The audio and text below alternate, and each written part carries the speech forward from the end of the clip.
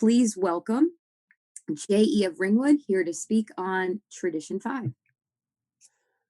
Thank you, Danielle. Hi, everyone. My name's Jay. I'm an alcoholic. My sobriety date is March 1st, 1997. My home group is Sky's the Limit Group in Ringwood. I have a sponsor. He's here. I have a wife. She's here. Odds are with a sponsor and a wife in a meeting, I'm going to tell you about as close to the truth as I can get. I had a wonderful story prepared, but now I have to change it. I'll just tell you, I've been involved in service inside and outside of the home group for many years. And most recently, I served you as delegate to the General Service Conference. My panel was 65. I served in 2015 and 2016, an experience which was extraordinary. I served on the Literature Committee, and my second year, I was honored to chair the conference Literature Committee. And once I rotated out through ex officio, I joined the GSR DCM Workshop Committee, where I serve with a past delegate, Linda, who I've been chasing through service for many, many years. And we had a GSR DCM workshop this morning. So we were only on a meeting for, I don't know, about 4.5 hours so far today. Not enough for this guy. So anyway, 2 weeks ago, John Q shared, and he mentioned that he had notes, which was rare for him. And then last week, Dee shared and said, she had notes to kind of help her weave her way through this. And I'm a notes guy. So I printed out my notes. Then I wrote more notes on my notes. Then I highlighted some of my notes. And I mean, it's a mess. But what it's going to do is it's going to help me kind of weave my way through, because 70 minutes is a really generous amount of time, even for a guy like me. And I sure don't want to be the guy who gets to like minute 69 and says, oh, wait, that's not going to happen today, I can assure you. So I'll tell you first the notes story, why I'm a notes guy. Somewhere between 15 and 20 years ago, I was invited to present on a tradition up in Seney, in Southeast New York. And it was at a big event. And I was a little nervous, I was going to be on a panel with our current delegate in Area 44 and the current Seney delegate. At that time, I held delegates in really high esteem. Since having been one, the esteem's dropped down a little bit. So I was kind of nervous, and they saw my notes, especially our delegate at the time, John M. And he was a merciless buster, and he was busting me. And the Seney delegate is busting me. Oh, they're just having a good old time. They're like eating me for lunch. Right. So he gets up and he does a beautiful presentation. And then it's the Seney delegate's turn. He gets up there, tradition 2. He does about 2 minutes and panics. He says, I have nothing more to say. And he sits down. He sits down next to me, and I turned to him and I said, you should have had some notes. And that's when I started realizing that delegates are just people. So, last week, Dee did a beautiful job. She talked a lot about what happens if we don't adhere to our traditions. And she didn't like to use tradition violators or violating the traditions. And I was trying to think, well, what else could we call it? I came up with, you tell me. I mean, I came up with tradition desperados. I thought that was a creative one. Then I thought tradition adjacent might be a good word, where you're kind of close to them, right? But you're not really following them. And the fact of the matter is, if we as members and as groups aren't following the traditions, we're in for all kinds of trouble. So what I'm going to do, some of the presenters had spoken a little bit about history, and I'm just going to kind of give a general view on the traditions and how I feel about them. I have a lot of quotes in my notes. That's usually why I bring notes. And as you'll indulge me, I'll be reading uh, several or many of them to you, and then kind of work my way through it that way. And then I'll kind of, if all goes well, weave my way into tradition five, come out the other end, and we'll be okay. So, um, one of the first things I need to consider is, I mean, what is AA, right? Is AA a place? I mean, many members feel that Alcoholics Anonymous is a place that they go to. In fact, my sponsor had been telling his story some weeks ago and was referencing members who, go to 2 or 3 meetings a week and think that they're up to their necks in Alcoholics Anonymous. I like to think that AA is not a destination, but that's where we gather as a fellowship, but that it's really, a spiritual program of action and perhaps a society of alcoholics in action that Bill had written about using that phrase. Um, and what Bill wrote regarding that, and many of the quotes I'm going to use, most or many are from Bill. I love the book Language of the Heart. I use all our literature when I look at presentations like this.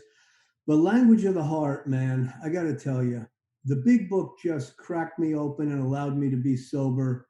But Language of the Heart, just like it's like it reached inside me and started.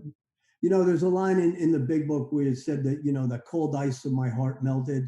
That's what Language of the Heart did for me, and it really prepped me for service and to really be ready to be with you guys. And one of the things Bill wrote was the essence of all growth is a willingness to change for the better, and then an unremitting willingness to shoulder whatever responsibility this entails. What a beautiful reference point. And, as I look at it, I wonder, is it true? I mean, look, we had the rug pulled out from under our feet this year, and AA has responded, and the membership has responded in an extraordinary manner. But I'll tell you, my own personal experience has been this. I have seen the very best of AA. I don't want to say AA because AA is a constant. It's a set of spiritual principles that we can apply or not apply. But I think I've seen the best of our membership and at times the worst of our membership. Maybe not really considering what is best for the group or AA as a whole. I've seen groups make decisions which have really made me scratch my head. I've seen groups continue to open their doors even when it was illegal to do so. And that we look at traditions 1 and 2 and 4 and step 12 when we really evaluate that, but it really aligns with step 5 and what a group is saying about itself. Bill wrote also that he felt that almost any group problem, every group problem, could be solved through the process of an informed group conscience. Well, I agree with him. I just don't know that every conscience is an informed conscience. I think there are several types of consciences. We can have an uninformed, which is dangerous. We can have an instructed conscience, which tells someone, perhaps a trusted servant, what to do. That's no good. Or we can have an influence conscience, also no good, where perhaps a strong member can really tilt a room and drive a group away from its perhaps initial conscience, which might or might not have been informed, over to a place where where it becomes influence. So a lot can happen in tradition too. I always say 4 things can happen and 3 of them are bad, but there's one that's good, and I'll hang on to that. Here's a quote about the traditions that Bill wrote that I just adore. Our traditions are set down on paper, but they were written first in our hearts. For each of us knows instinctively, I think, that AA is not ours to do with as we please. We are but caretakers to preserve the spiritual quality of our fellowship, to keep it whole for those who will come after us and have need of what we have so generously has been given us. What a beautiful sentiment that our traditions came from our heart, which may or may not be the case. I don't know exactly. But when he writes, for each of us knows instinctively that AA is not ours to do with as we please. Is that true? I mean, hey, go to a tradition meeting at your group, present company, and watch people just run out oh my God, it's the fourth Thursday, I forgot. I mean, it's as true today as it was when I first came into AA. I don't think that each of us does know instinctively in our hearts. So sometimes we're in a service position and we're told like we're the guardians of the traditions. And last week we talked about, how we should lovingly explain to people that they are tradition adjacent, right? And I don't know how many people here have tried to explain to people lovingly that they have failed to follow the traditions, but I'd love to know your own experience, how that worked out for you. I can tell you that I was not met with, love and hugs and kisses as I was trying to set right a tradition desperado. It doesn't mean it's not our responsibility sometimes, but people in AA, members aren't waiting for us to help them see the error of their ways with their traditions. So that's a place where the greatest power in AA that I know of, the power of example, really has to shine. That's also a place where we can use our literature.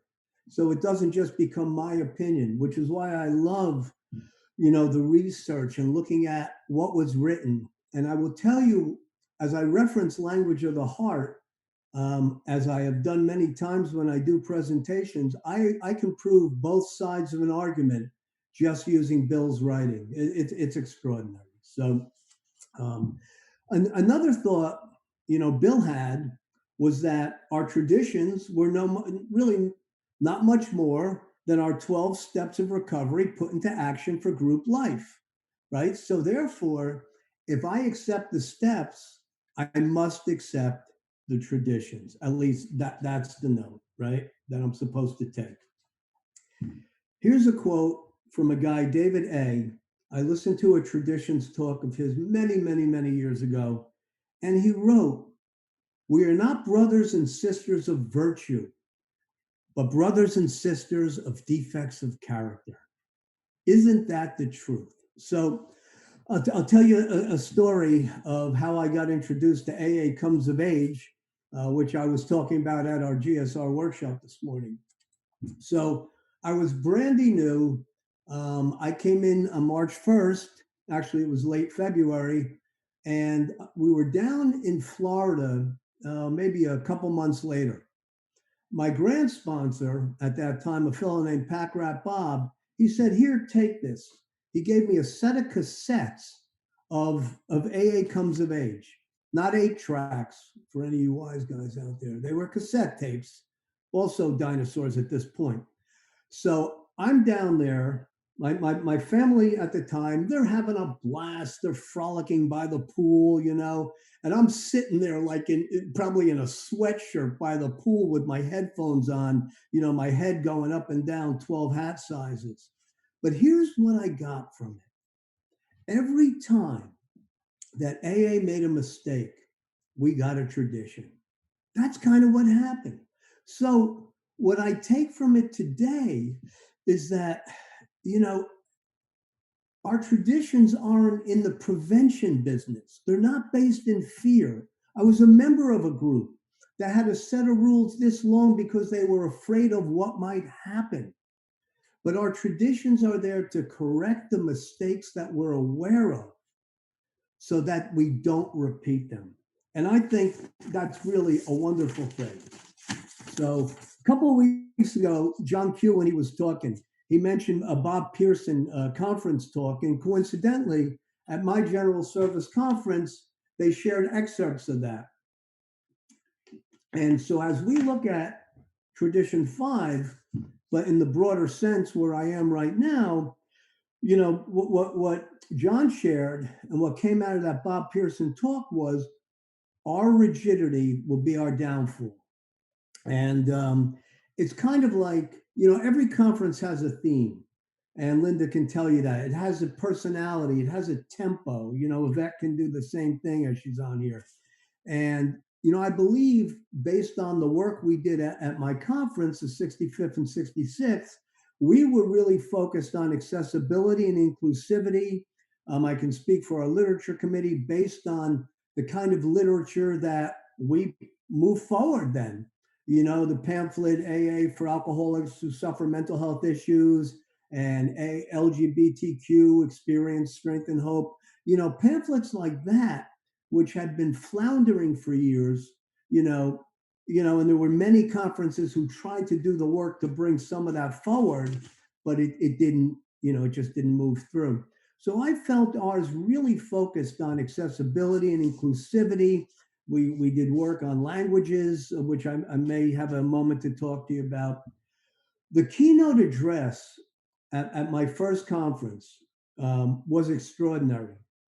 And it really spoke to where our Northeast Regional Trustee at that time, Jay, really thought and felt where we were as a society. And he was a wonderful communicator. And I'm going to read just a little bit of it to you because I think it really sets up for me and hopefully for you, it will have meaning. Um, where we are in AA, what we're facing. If anything, 2020 into 2021 should really show us that we don't know what's coming down the pike. So this is an excerpt. We frequently say that this is a simple program for complicated people. At its simplest, the program would have only a single principle: don't drink. But over the years, we have found it necessary to craft a total of 36 principles: 12 to aid us in our recovery, 12 to help preserve our fellowship, and 12 to assist us in carrying the message to those who still suffer. And so, a little over a half century ago, AA's three legacies of recovery, unity, and service, along with 12 principles underlying each one, were firmly established. AA sat upon a solid three-legged structure, indestructible for all time. What could possibly go wrong? Well, so far, nothing. Oh, we certainly debate from time to time the interpretation of our principles, and we certainly question from time to time the relevance of some of them in today's world. And we actually have mechanisms in place through which we can even change them should we choose. But to date, these 36 spiritual principles have remained the bedrock of our movement. So, should we assume that this will always be the case?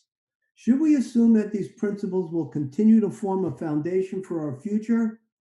I would submit today Alcoholics Anonymous is facing challenges of a nature and magnitude that could not even have been imagined 80 years ago. And I think, if Jay Gary were writing this today, he would go, let me add one. And he went on to highlight several areas: singleness of purpose, social media, diversity in our membership. Are we represented? The size of our membership, right? I mean, I don't know if you guys know, many of you may, we have plateaued, man. We are not growing, right?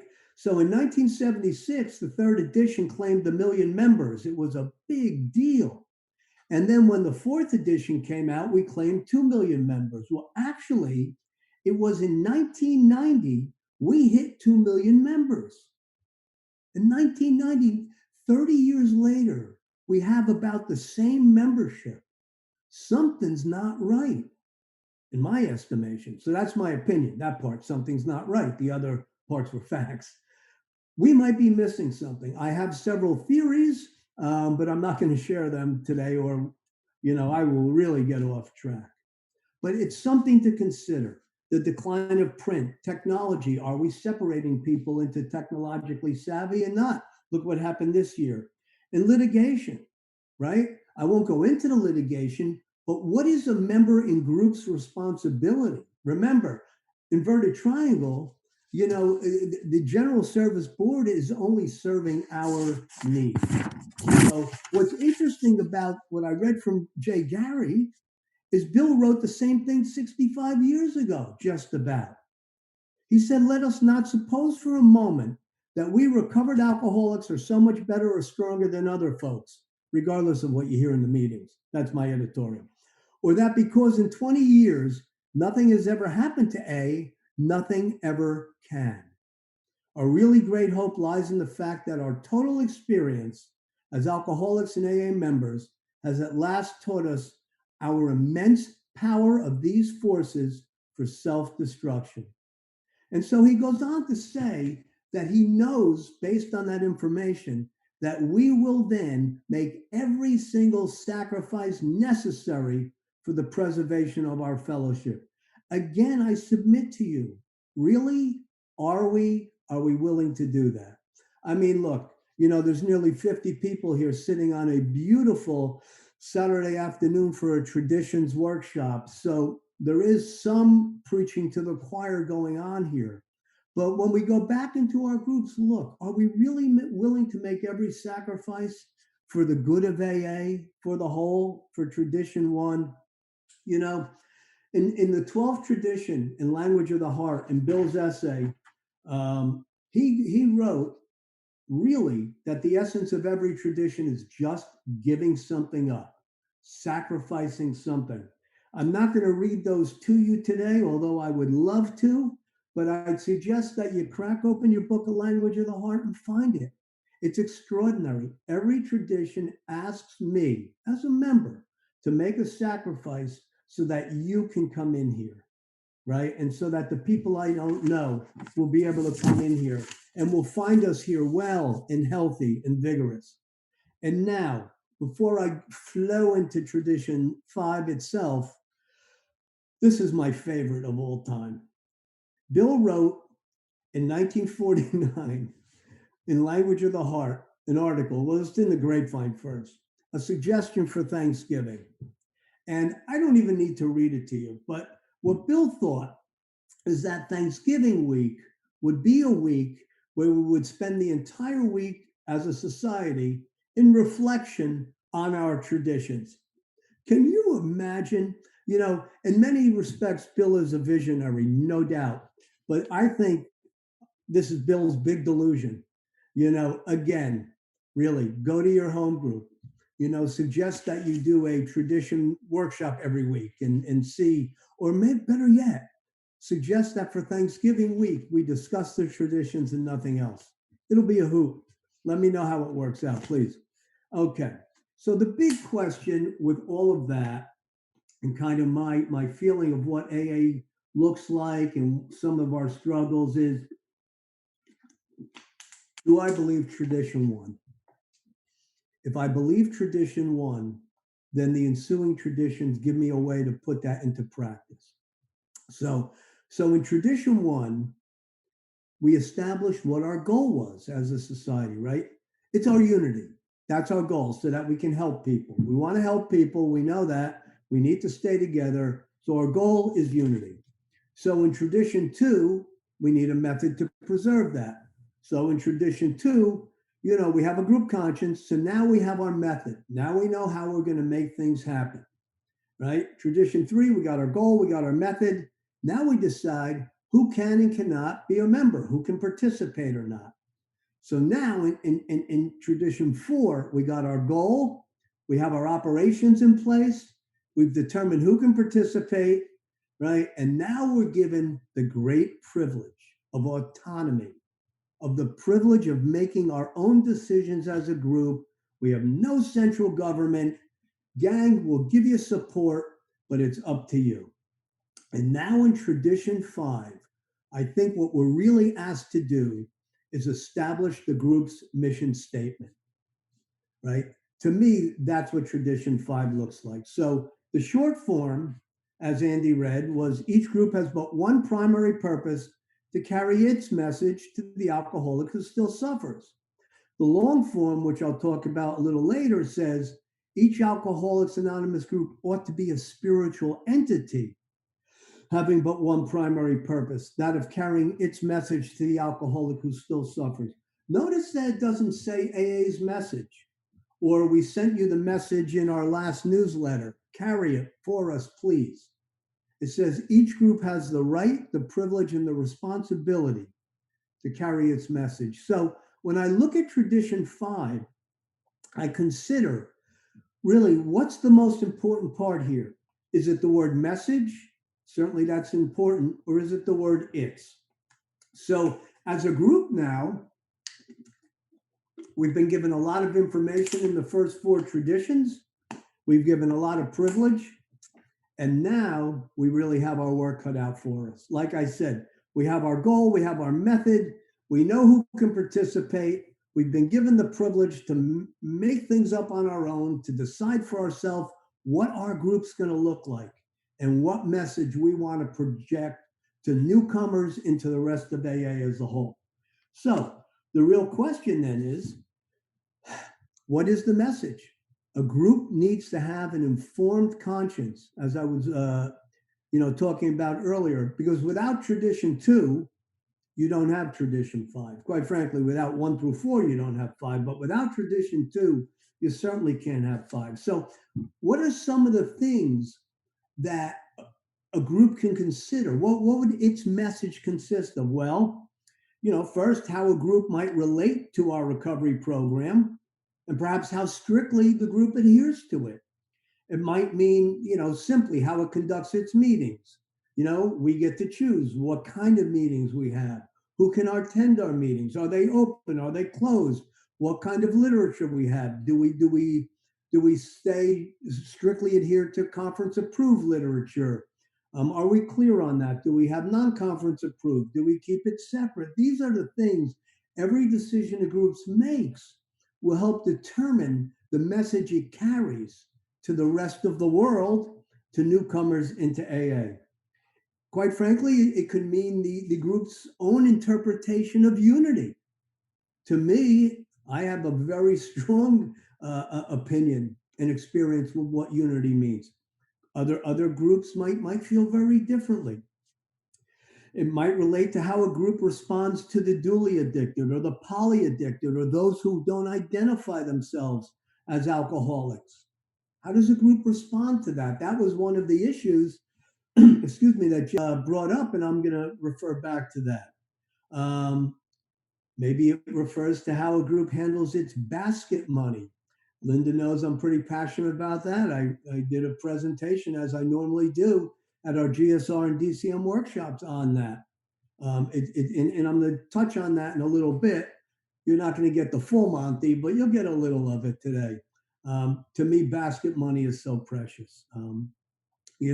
Does a group support the services? Does a group know it has services that it asks for? It can even mean the group's own interpretation of the 12 steps. Yes, it can even go that far. So, um, a lot of freedoms, but we ask, is tradition five restricted? Well, yeah, it is. In fact, in the writings on the 12th tradition, that's exactly what Bill wrote, that tradition five restricts us to a single purpose. It restricts a group to a single purpose. With all of these freedoms that I get to choose as a group member and as a group, we don't report to anyone. Actually, we're at the top of the triangle, but we are asked for the good of AA, for the well-being of our unity and of our whole society, that we stick to a single purpose. So when we look at singleness of purpose, right? So what are we going to be? Are we going to be law enforcement, or are we going to be able to do that with, a generosity of spirit? So can we leave room for mistakes? Can we leave room for change? Really, is the question. So back to what Jay Gary in that conference keynote address wrote in Singleness of Purpose. It really speaks to our fifth tradition in my mind. The epidemic of drug abuse that is evident today was not nearly of this magnitude when AA's principles were first being crafted. It is my belief that while our principle of singleness of purpose is as important today as it was in the beginning, it is now being challenged to a greater extent than ever before. The so called pure alcoholic is a vanishing breed. How do we best counsel the multi addicted and how to consider their problems other than alcohol while in the rooms of Alcoholics Anonymous? We want to honor our principles, but we do not wish to shut the door on any who need us.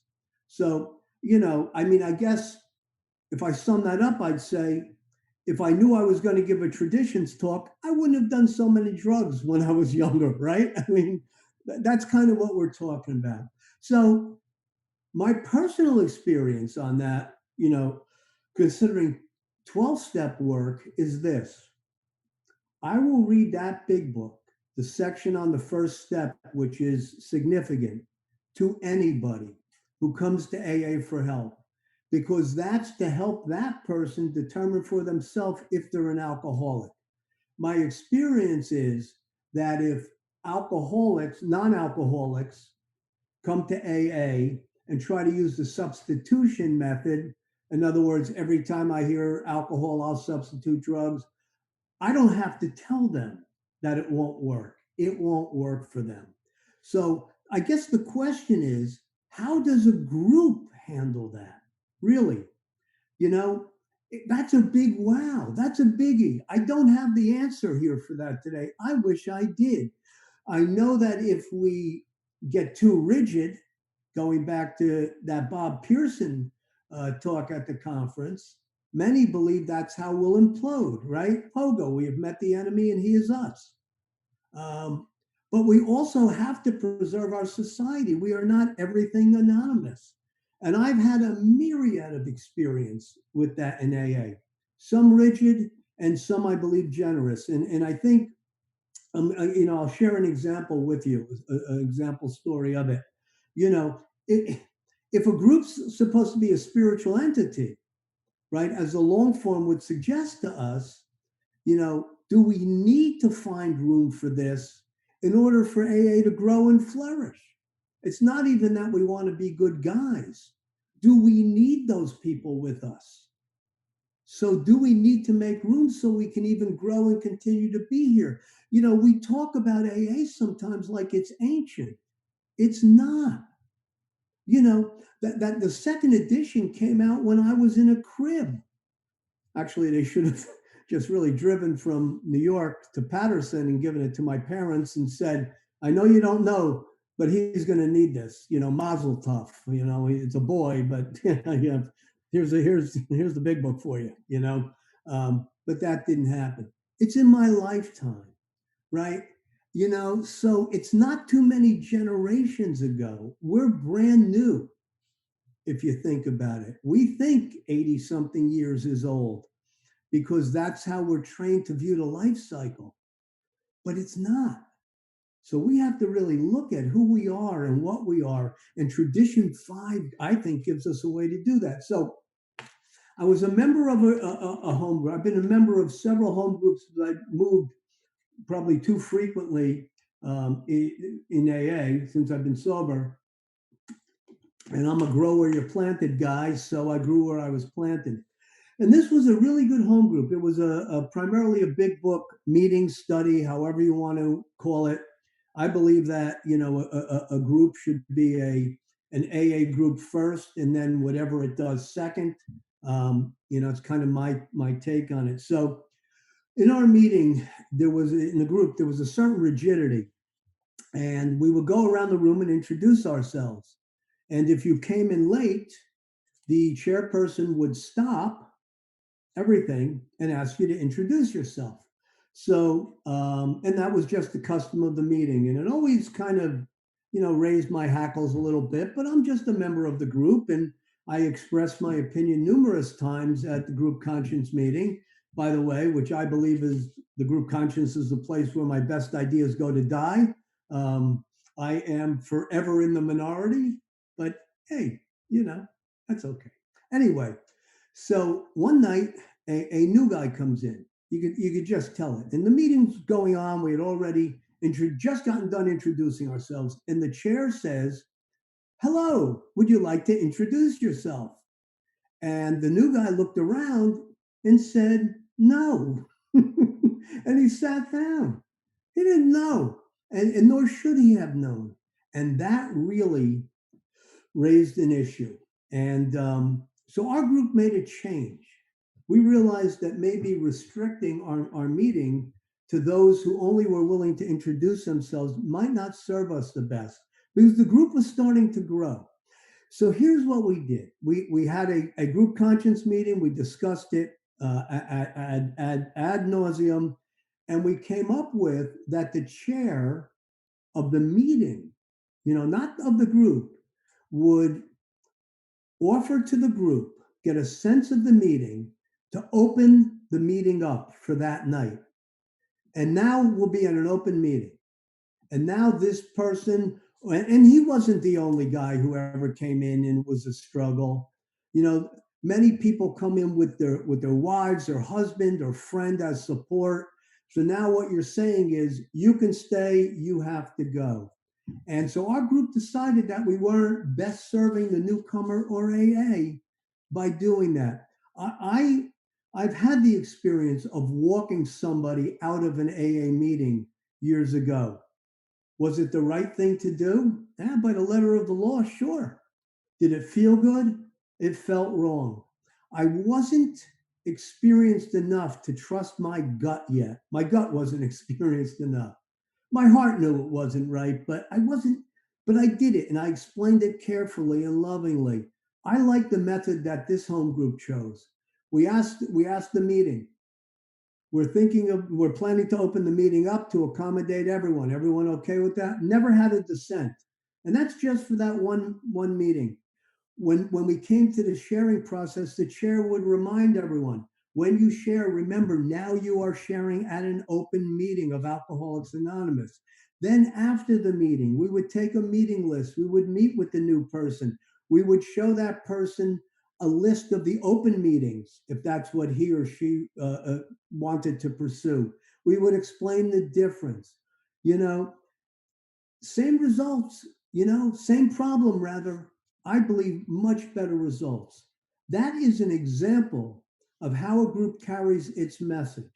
It's a great example of how tradition 4 works and how tradition 5 works and how tradition 2 works. But that group that I was part of was saying, this is who we are. We want to be spiritually generous and take the responsibility pledge to that extent. So there's always different solutions, to these problems that we're faced with. So, okay, now I'm going to talk briefly. Hope briefly. I'm actually doing pretty well. Fooled myself there. Um,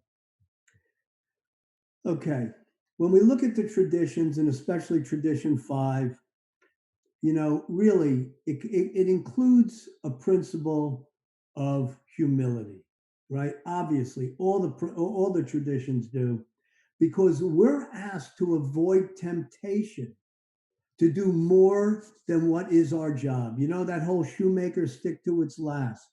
Again, we're not everything anonymous. We are really good at helping alcoholics who found that they have a problem beyond their power of control.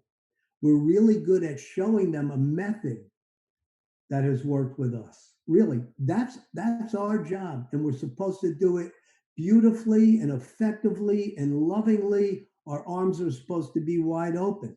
So a group is asked to avoid that temptation. Do I believe tradition 1 to do more than what we're doing, what we're set out to do, what our job is, even if the cause is fantastic, right?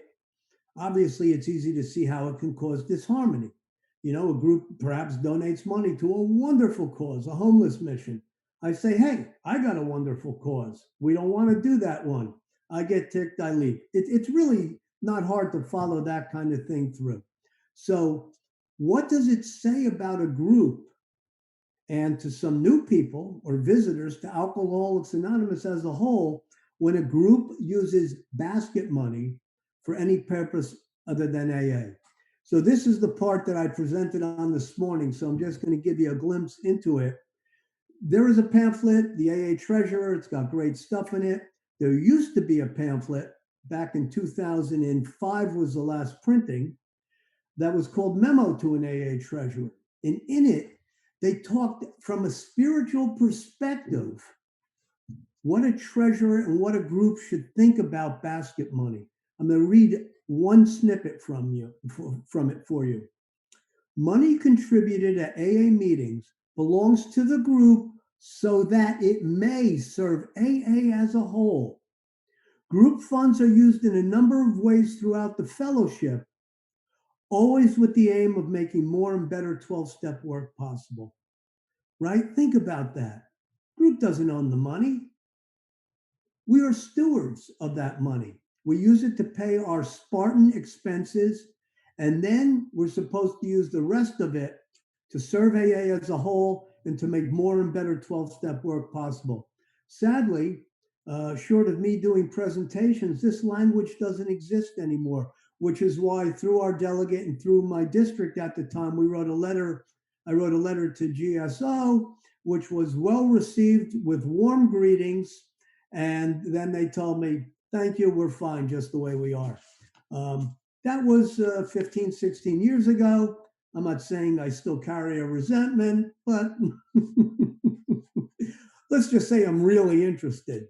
You can go to a group when you have language like that and say, are we doing this? Right? So, what does it say about a group when it strays from that, when it makes that Christmas donation to the church? And as I said this morning, if you're willing to make a Christmas donation to your landlord, then you ought to call up your mortgage company and say, hey, Wells Fargo, there's a little something extra in the envelope in my mortgage payment for you. Cheers. You know, now that's preposterous, right? But is it? A group has to look at the decisions that a group makes because it's supposed to be a spiritual entity. And what it does as a group, what we do as group members really matter. You know, as a group, do we express other opinions? Like, are we a group that says, well, these meetings are solution based and these meetings aren't? Have I just cut AA in half, with a really sharp razor? Is that helping people? I mean, I just throw these out there. I'm not telling you which is right or which is wrong. They're things for consideration. So, some other things to think about as I drive us into the home stretch. I got to tell you, notes, they're amazing. They really do keep you on track. As anyone who knows me knows, once I go off on a tangent, forget it. Once I was driving many years ago before I found AA to the Pittsburgh Zoo, and I drove around for the better part of the morning and found out I didn't live in Pittsburgh anymore. I had lived in Providence. I'd moved to Providence, Rhode Island. That's a true story. That's who's driving this today, just so you know. Okay. When I was public information chair for Area 44, there was a piece. It's called Information on Alcoholics Anonymous. Some folks I know are familiar with it. Some aren't. It's F2. F means free.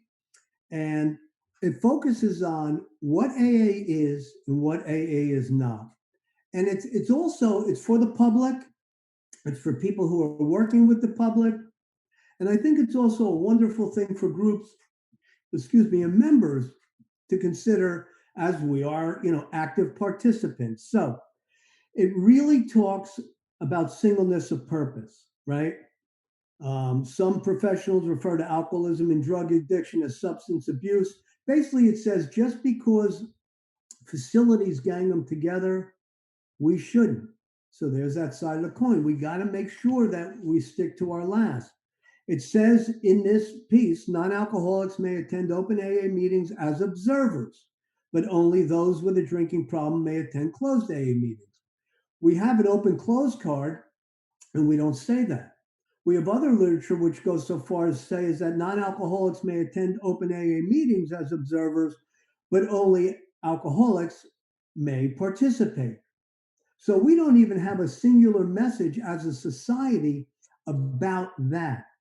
That's why it's really important as a group determines what its message is, that it considers that and weighs in on that. Who can participate? Who can attend? Two very different things. What I find fascinating about this piece of reference material is that it has a section that says, "What does AA do?" And it has a section, "What AA does not do." Under what AA does, it only lists three things. We share experience with anyone seeking help with a drinking problem. We give person to person service or sponsorship, right? Number one. The AA program set forth in our 12 steps offers the alcoholic a way to develop a satisfying life without alcohol. Well, that's kind of like number one. That's what we're telling these people. Number three, the program is discussed at AA meetings. All right, that's kind of like number two and number one. We do one thing, right? We share our experience, we reach out our hand, and we show how the 12 steps of our program changed our lives. And we willingly share that with new people to show if you're like me, if you're like the pioneers, it worked for them, it worked for me, it'll work for you. I'm nothing special, and I can guarantee that. In fact, yesterday evening, I shared just that with a new fella as I opened up that book and began sharing my experience in the 12 steps with him.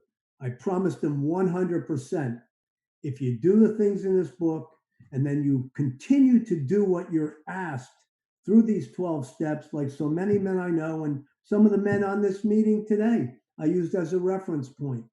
18 years sober, 20 years sober, going to turn 20 in a couple weeks. My sponsor. We're nothing special. We were all the same drunks coming in day four, just like you. What I find interesting of this topic, so we do one thing. Here's what AA does not do. They list 13, 14 items.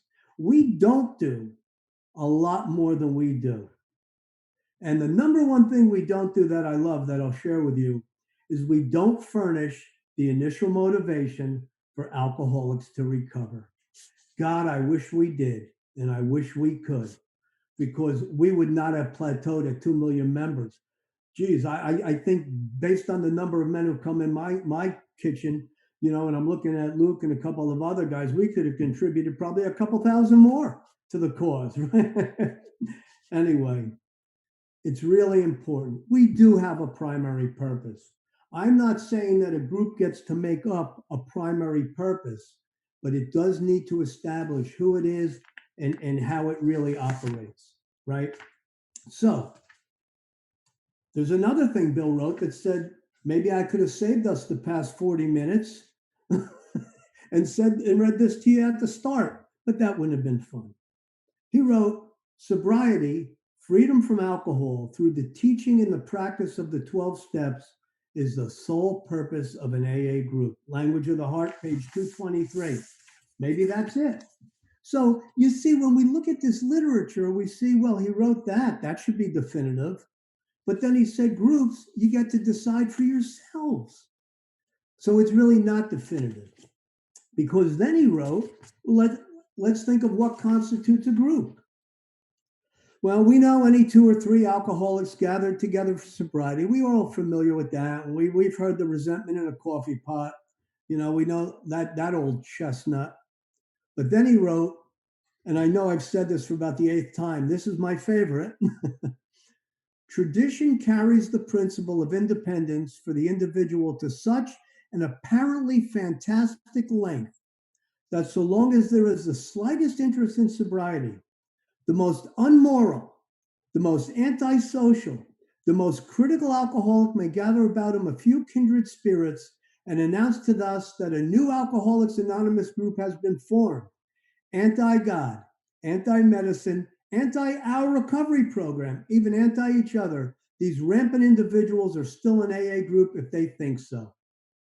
Whoa. Is that the same guy who said we're restricted to a single purpose? Whoa.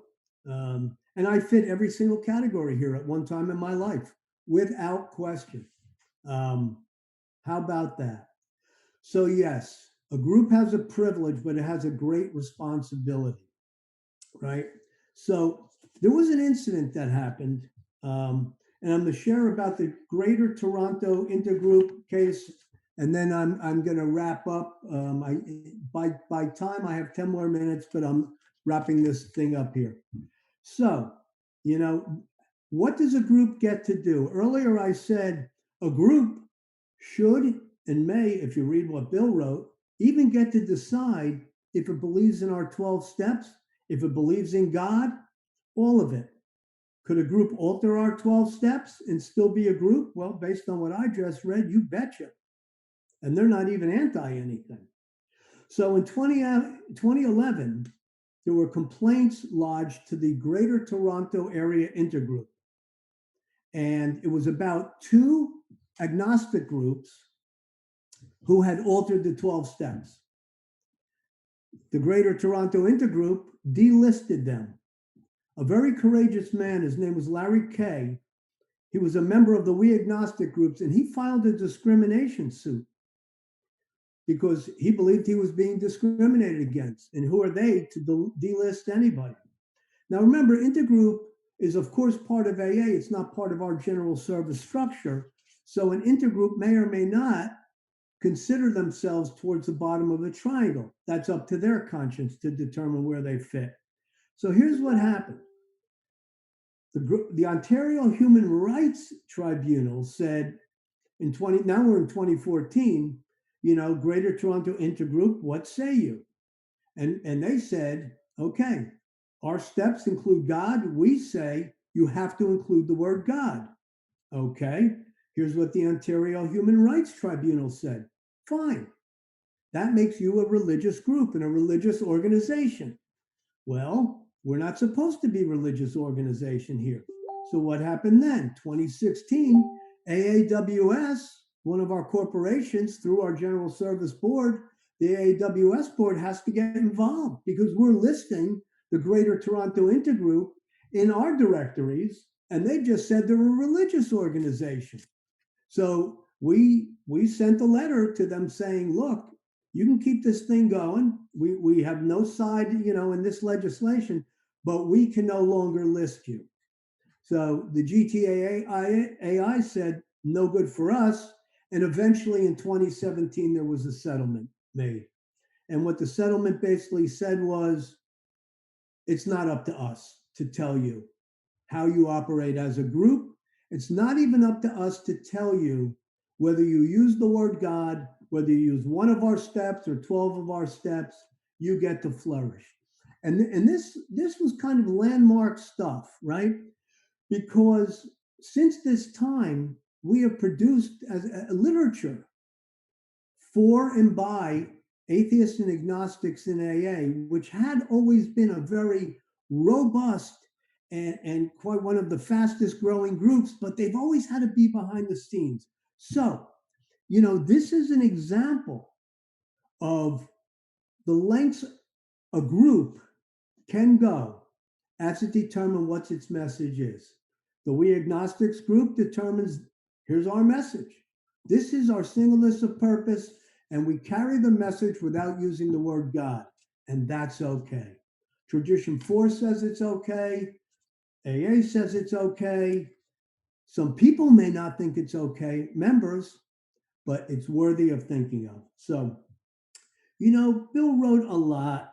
Once a group has determined its primary purpose, once we determine it, we dare not divert from it. So, I'm going to wrap up with this. There was an article written in the Grapevine.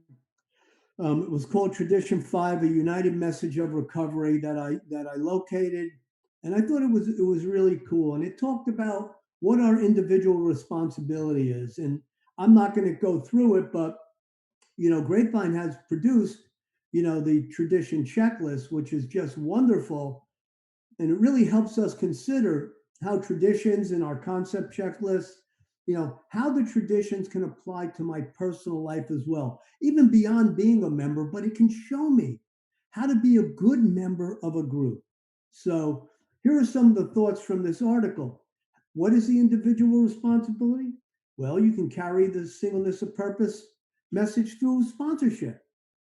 You can stress home group membership and talk about what that means to be a home group member, what it means to be a member of AA, and just not someone taking up a seat 3 days a week, right? What is it? Here's your privilege. What's your responsibility? Of course, one that this author wrote about was, you know, be responsible, be informed about the traditions, right? Well, that's a tough sell, but not to this group, right? But here's a very powerful statement I thought was included, right?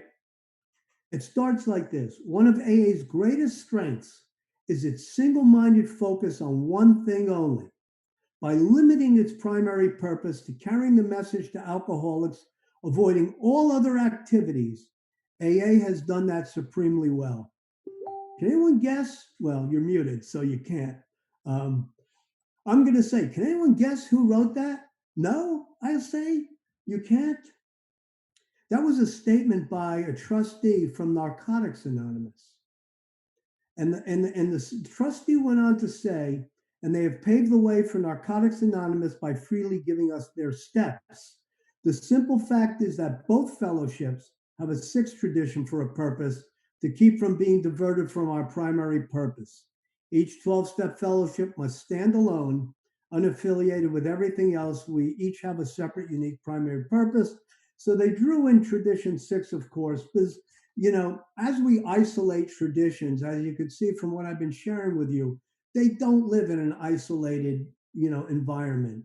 Every tradition impacts every other tradition, but each one really should have its own careful consideration as it relates to the others, as it relates to our group, as it relates to our members, and as it relates to AA as a whole. And so for me, the key takeaway of this whole thing is become informed and stay open minded. I have tried to do that since I've been involved in AA. I've become informed, I'm as opinionated as they come, and I try to stay open minded. Not every one of you will get to go to the General Service Conference. Some of you may, serving as a DCM, chairing a district, serving as area chair, chairing an area as a facilitator with one has no opinion, and serving at the General Service Conference all have helped me to become as open-minded as I've ever been in my life. I hope tomorrow to be even more so, but that remains to be seen. Um, and I think I'm going to leave it there. And I think I left you 5 minutes to spare, something I've not done since I've been 2.5 years sober. All right. Thanks, guys. It's been a pleasure.